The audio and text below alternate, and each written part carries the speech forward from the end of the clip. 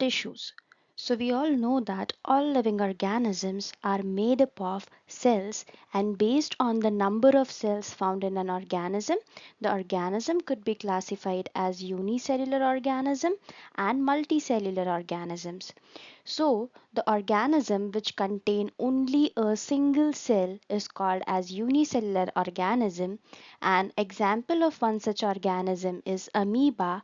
So, the image over here shows that it is a single celled organism called as amoeba, and this single celled organism is going to perform all its basic function using one single cell itself. Like it can move, it can intake food, it can respire, it can do digestion, it can do excretion. All these functions would be performed by only a single cell.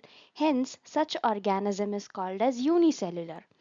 But when we talk about multicellular organisms, like we human beings, we have our body made up of millions of cells, and all these cells are going to perform different types of function. So here you can see that the cells are being specialized to carry out the different function. For example, in the case of humans, when we talk about muscle cells, we know it is going to relax and contract in order to make a movement. When we talk about nerve cell, it is going to carry message throughout our body. When we talk about the blood is going to transport food, oxygen, hormones, and waste material. So we have seen that different specialized cells are going to do different function. When we talk about plants, in plants we can see that there are two conducting tissues over here. First is called as xylem and another one is called as phloem. The function of xylem is to carry water and minerals throughout the plant, and the function of phloem is to carry food from one part of the plant to other. So the next term that we have is called as division of labor and tissues. Here the word tissues means a group of cell. So in this image we can see that there are many red blood cells which are forming a group, and such a group is called as a tissue. So this over here is a tissue. In multicellular organisms, we will be able to see a phenomena which is called as division of labor. Division of labor means that there are different groups of cells which would be taking up the different function. So let's see it. So here you can see this red blood cells are taking up a function of carrying oxygen throughout our body. Whereas when we see the second cell over here, which is a smooth muscle cell, it is going to form a group of smooth muscle cell which would be doing the function of contraction and relaxation. So we have seen that different types of cells have made different group and they are performing different function. So, to perform any specific function, the cells need to assume different shape and structure.